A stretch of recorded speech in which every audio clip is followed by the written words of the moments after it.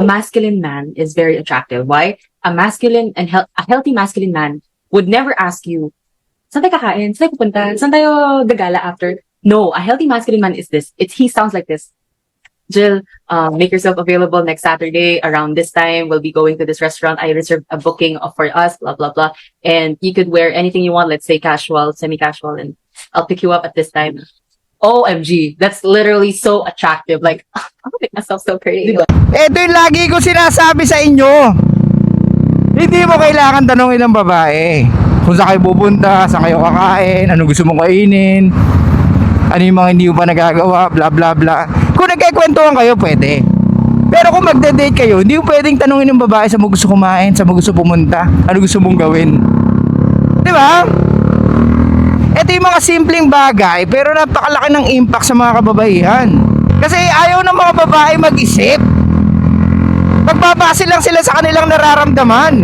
Kaya nga kung malupit ka, magaling ka magplan ng date, putya, talaga iba yung mararamdaman niya sa'yo. Mararamdaman niya na kakaiba ka sa lahat ng mga lalaki na kilala niya. Yung mga gatong lalaki magsalita na nagsasabi na I'll pick you up at around this time, blah blah blah, pupunta tayo sa ganito. Pag tinanong niya saan yun, basta I will surprise you. Okay? Or you will be surprised. Yung pala, dadali mo sa pula, dadali mo sa goso. Na surprise nga. Anyway, ulitin ko sa inyo, wag na wag kayong magtatanong sa babae, lalo na sa first date, kung saan kayo pupunta or saan kayo kakain. Kasi it's a big fucking turn off sa kanila yon. Natatanungin mo sila.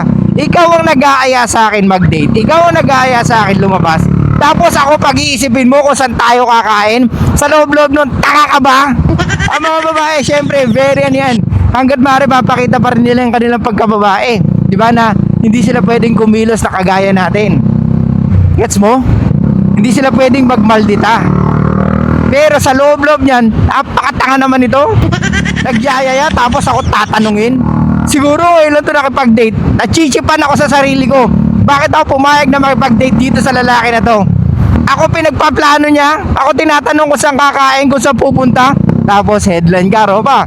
Headline ka sa group chat nilang magtotropa. Alam mo ba, girl, may nakadate ako. Ay nako, nakakainis lang. Akala ko pa naman talagang hustler na siya sa mga game niya. Tapos bandang huli tatanungin saan daw kami kakain, saan ko daw gusto pumunta. Biruin mo mag-iisip ako ng susutin ko. Mag-iisip ako ng kung anong combination ng color ng susutin ko. Kaya kinancel ko na yung date namin. Sinabi ko something came up, patay. Pag kayo ganon mga Ropa, na iaasa nyo sa babae yung date nyo na supposedly ikaw ang magpaplano kasi ikaw naman ang nag-aya, tapos iaasa mo sa kanya, dun palang maling-mali na. Ulitin ko mga Ropa, ang babae nang gagaling sa emotions nila. Kaya nga kung alam mo kung saan siya dadalhin, kung saan yung pwede niya magustuhan, or kung sa tingin mo dun siya mag-e-enjoy, wala kang dapat ika-worry. At saka dapat bilang lalaki, ulitin ko, tayo ang magpaplano, di ba? Dapat nga strategic pagdating sa date, dapat malapit sa lugar mo. Gets? Kasi dun mo rin makikita kung talagang willing siyang bumiyahe para sa'yo. Ulitin ko, sa mga lalaki dyan na pukin ang ina, napaka-nice mo, Brad. Sabihin mo pa sa kanya, sige, dyan na lang tayo, mas malapit sa inyo para mabilis ka makauwi. That's BS, bro. Anong goal mo? Makipagkwentuhan lang? Tawagan mo na lang siya kung gusto mo makipagkwentuhan lang. Ang goal natin dito is maka-experience niya yung emotions pagkasama ka niya. Ulitin ko, ang goal sa date is ma-experience niya yung gusto mong pa-experience sa kanya. Hindi yung playing safe ka, ina ka. O tara, sige, date tayo. Doon lang malapit sa inyo. Ayaw pumayag. Ano gagawin ng mga ibang lalaki? Gusto mo sama mo yung friend mo? Para at least di ka mailang. Tanga!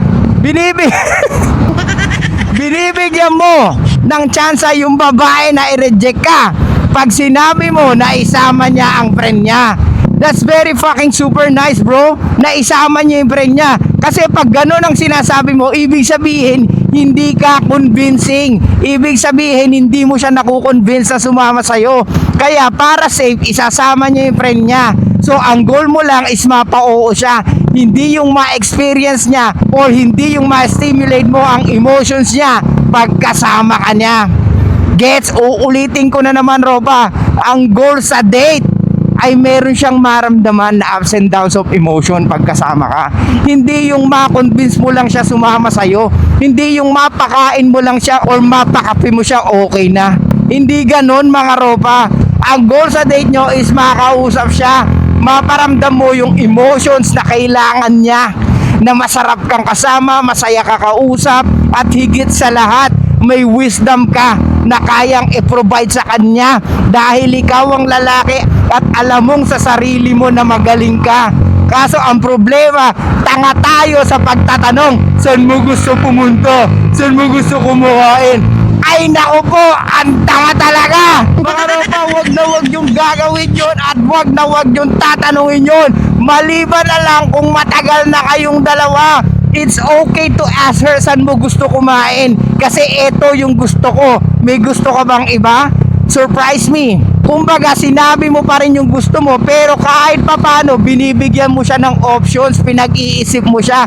Pero like I said, most of the fucking time, especially on the first date, ikaw ang magpaplano at ikaw ang magsusurpresa sa kanya. Hindi yung kung saan ang gusto niya. Ay, nako! Ayoko na magsalita. Hindi yung kung saan ang gusto niya. Gets mo? Kung alam niya ang gusto niya, then much better na i-ask niya na lang yung friend niya at yayain niyang kumain at sila na lang dalawa. Eh bakit sasama ka pa? Kung siya rin naman pala pag-iisipin mo kung saan kayo pupunta o kung saan kayo kakain dalawa. Di ba? Hindi nagme-make sense eh. Ikaw ang nag-aya, tapos tatanungin mo saan niya gusto kumain. Ginagamit mo ba ang isip mo, ropa? Hindi kailanman attractive sa mga babae yung pinag-iisip mo sila. Dahil ang babae nanggagaling sa emotions nila. Ang babae laging ginagamit ang feelings nila. Kaya nga loyal lang sila sa feelings nila. Kaya nga bigla ka magugulat na ghost ka na. Kasi nga nagbago na yung feelings niya sa Europa. Gets? O na takeaway natin dito.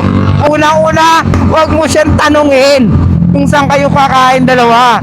Pangalawa, kailangan bago ka makipag-date, kahit papano nakapag-usap na kayo ng konti at alam mo or may idea ka kung ano ang mga gusto ng babae or kung saan mas magi-enjoy yung mga babae. Gets?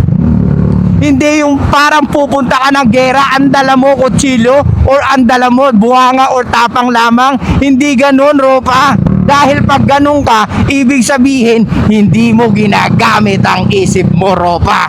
Pag-aralan mong mabuti kung ano ang mga gusto ng babae para at least may idea ka. Alamin mong mabuti kung ano individually ang gusto ng bawat babaeng kinakausap mo. Kung meron ka mang kinakausap. Ngayon kung wala pa, magbasa ka para at least may idea ka. Yung pakikinig sa content creator, hindi ibig sabihin enough na. Dapat i-action mo, ropa. Okay? So yun lang guys, thank you so much. I'll see you guys next time. Show love, peace out. And be pa kami serious mga ropa.